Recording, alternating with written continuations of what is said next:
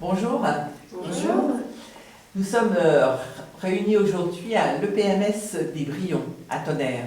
Oui, alors l'EPMS signifie établissement public médico-social.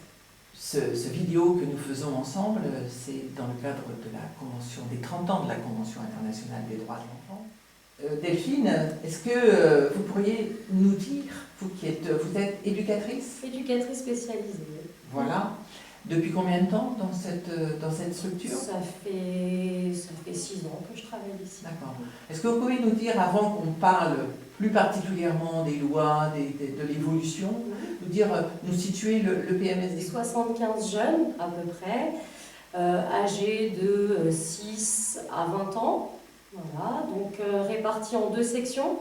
La section, donc la CES, section d'enseignement et d'éducation spécialisée, où on accueille les 6-14 ans. Et après, la section CIFPRO, où on va préparer plus le côté professionnel, voilà, pour les 14-20 ans. D'accord.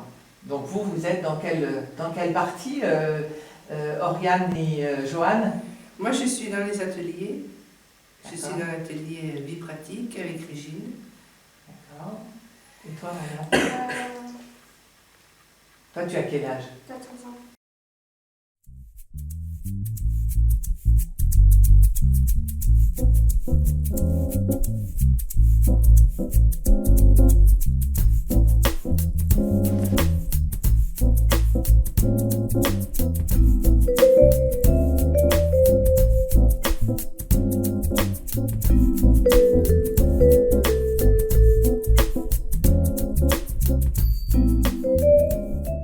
Quelle loi, quel événement dans ces 30 ans ont marqué un tournant dans cette prise en charge? Alors, on a eu plusieurs lois, donc la loi de 2002, la loi de 2005 et la loi de 2007.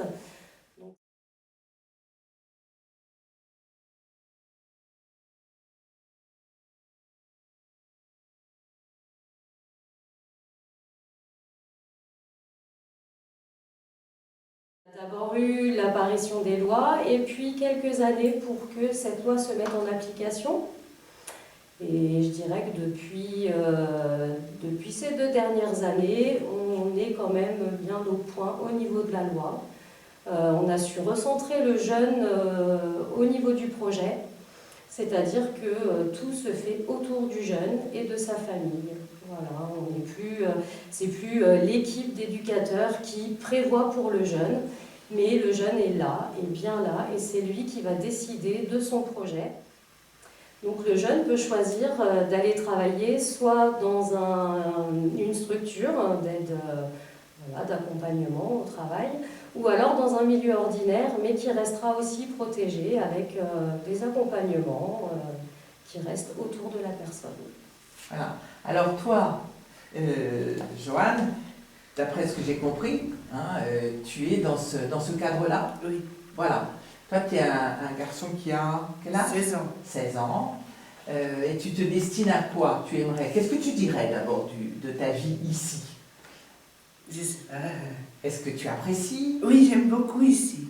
Ça fait 2 ans que je suis là et j'évolue de plus en plus que quand j'étais au collège avant. Et on apprend des choses plus ici qu'on ne fait peut-être pas au collège. Et j'aime bien la cuisine en plus. D'accord.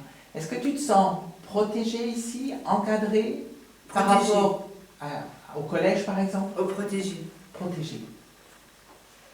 Et est-ce qu'il y a des lieux, des espaces qui permettent justement ton expression, où tu peux dire des choses, où tu peux exprimer des choses que peut-être tu ne peux pas faire ailleurs? Oui. Peut-être dire quelque chose par rapport au CVS, qui ça fait partie de la loi.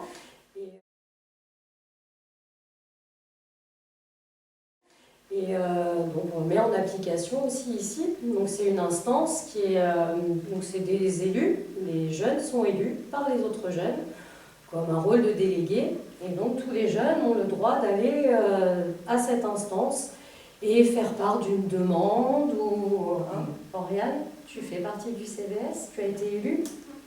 Alors raconte-nous, Comment ça se passe? Est-ce que c'est vrai qu'on peut venir poser des questions, faire des demandes? Oui? T'en as la preuve?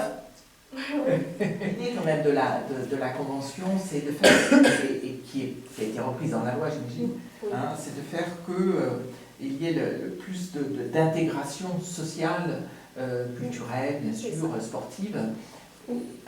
Alors nous, on travaillait sur le côté plus culturel, hein, on se déplace dès qu'il y a une animation.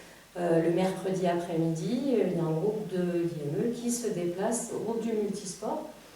Et il y a des échanges de plus en plus. Et donc on arrive cette année à ce qu'on appelle l'externalisation. Donc c'est un groupe de scolarité qui se déplace au collège. Et on commence petit à petit à s'inclure au niveau du collège.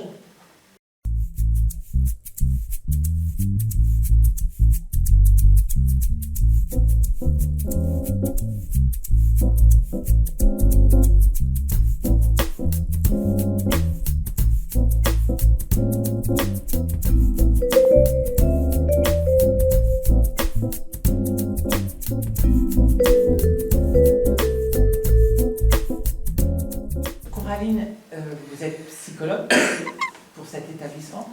Qu'est-ce que dans ces lois, cette convention, qu'est-ce que vous diriez sur les répercussions, par exemple, des parents, la relation des parents avec les enfants, ou la place que les enfants et les familles ont dans notre société aujourd'hui? Alors on leur laisse de plus en plus de place justement dans cette construction de projet, dans cette décision aussi pour accompagner les jeunes, dans les différents dispositifs qu'on peut proposer. C'est eux qui sont à l'initiative, généralement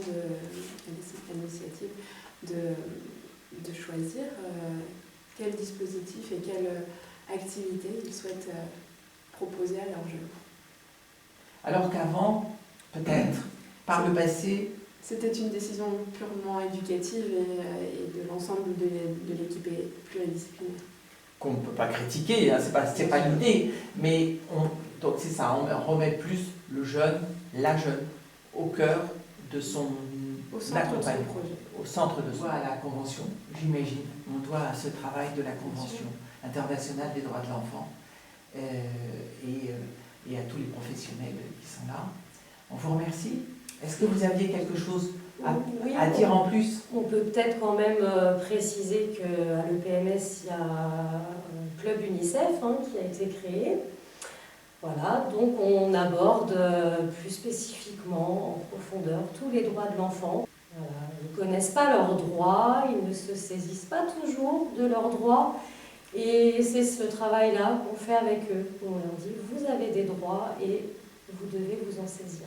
Est-ce que l'un ou l'autre de vous en fait partie de ce club? Toi, Oriane, est-ce que tu as appris des choses sur justement cette convention? Tu as découvert des choses? Oui. J'ai découvert qu'on pouvait avoir une carte d'identité, plein de choses. Dans les autres pays, ils n'ont pas. Voilà. Bon, donc c'est un travail de régulier, donc merci à vous, puis on la fêtera ensemble, et déjà, on vous remercie beaucoup de votre participation. Merci à vous. Merci à vous.